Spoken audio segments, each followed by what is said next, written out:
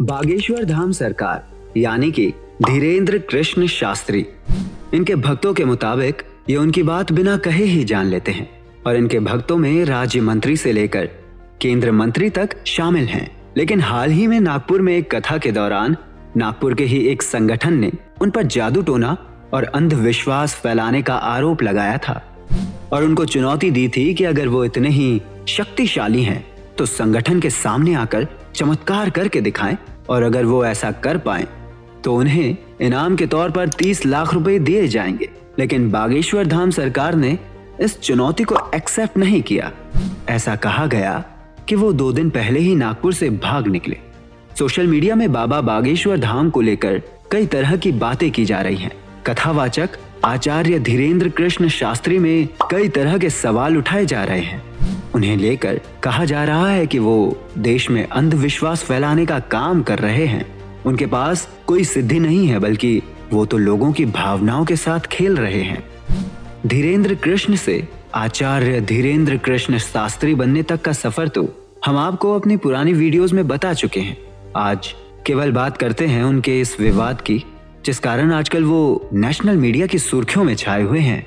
दरअसल नागपुर के रेशम बाग मैदान में रामचरित्र चर्चा का आयोजन हुआ था और इसमें धीरेन्द्र शास्त्री का भी दरबार लगने वाला था।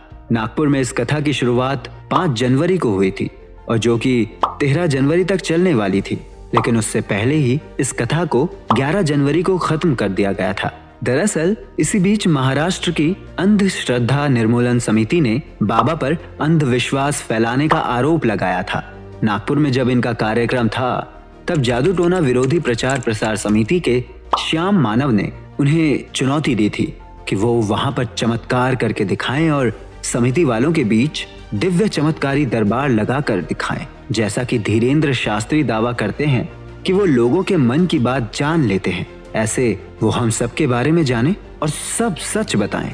और अगर वो सब के बारे में सच बता देते हैं तो उन्हें इनाम के तौर पर 30 लाख रुपए दिए जाएंगे। ऐसे में उन पे आरोप लगे, जहां वो 13 जनवरी तक नागपुर में रुकने वाले थे, वहीं चुनौती के चलते वो 11 जनवरी को ही वहां से निकल गए और उन पर आरोप लगाए गए थे। धीरेन्द्र शास्त्री राम कथा के नाम पे भूत प्रेत का दरबार लगाया करते हैं। वो जादू टोना के जरिए अंधविश्वास को बढ़ावा दे रहे हैं। श्याम मानव ने बागेश्वर सरकार के खिलाफ कार्यवाही की अर्जी लगाई थी और धमकी दी थी कि पुलिस कार्यवाही नहीं करती है तो आंदोलन किया जाएगा। आपको बता दें कि महाराष्ट्र में जादू टोना के खिलाफ कानून है, जिसे Maharashtra anti superstition and black magic act कहा जाता है, जो कि 2013 में बना था, जिसके बाद उन पर पुलिस कार्यवाही भी हुई थी और पुलिस द्वारा उन्हें क्लीन चिट भी दे दी गई थी। इन पर धीरेन्द्र शास्त्री का कहना है कि उन्हें तो ऐसे कोई चुनौती मिली ही नहीं थी और उन्होंने कहा कि भारत में तो हर किसी के लिए सबूत मांगा जाता है। क्या हनुमान जी की भक्ति अंधविश्वास है? वहीं जहां एक तरफ माना जा रहा है कि धीरेन्द्र शास्त्री नागपुर डर के मारे छोड़कर चले गए थे, वहीं धीरेन्द्र शास्त्री के मुताबिक उन्होंने वहां पर 7 दिन की ही कथा की थी और इस दौरान 2 दिन तक दरबार भी लगा था। वो कहीं से भी भाग कर नहीं गए थे। शास्त्री के मुताबिक लोग सस्ती लोकप्रियता पाने के लिए ऐसा कर रहे हैं।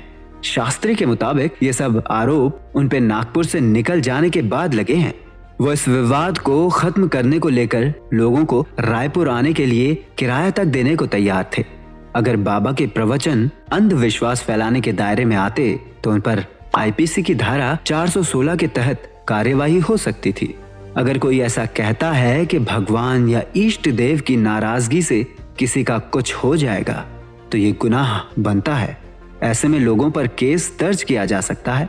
वैसे दोस्तों, नागपुर में तो हाल ही में ये विवाद उठा है, मगर धीरेन्द्र शास्त्री का विवादों से कोई नया नाता नहीं है, बल्कि पहले भी वो अपने बयानों के चलते कई विवादों का हिस्सा बन चुके हैं। इससे पहले धीरेन्द्र शास्त्री शिवराज सिंह चौहान को बुलडोजर बाबा बता चुके हैं।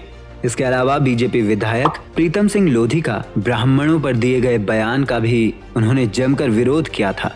वहीं कुछ समय पहले उनका एक छुआछूत वाला वीडियो भी वायरल हुआ था, जिसके बारे में उन्होंने कहा था कि इस वीडियो को एडिट करके पेश किया गया है और वहीं लोगों से उन्होंने शाहरुख खान की पठान पिक्चर को भी बायकॉट करने को कहा था। ऐसे ही एक बार बाबा की ओर से बयान दिया गया था कि चादर और फादर दोनों से ही दूर रहो। इनका इशारा मुस्लिम और क्रिश्चियन की तरफ था और अब बाबा नागपुर के इस विवाद का सामना कर रहे हैं। तो दोस्तों, क्या लगता है आपको? क्या बाबा पर लगाए गए आरोप सही हैं या गलत? हमें अपनी राय कमेंट बॉक्स पर जरूर लिखकर बताइएगा। जल्द मिलेंगे आपसे नई जानकारी के साथ, नई वीडियो के साथ। तब तक के लिए धन्यवाद।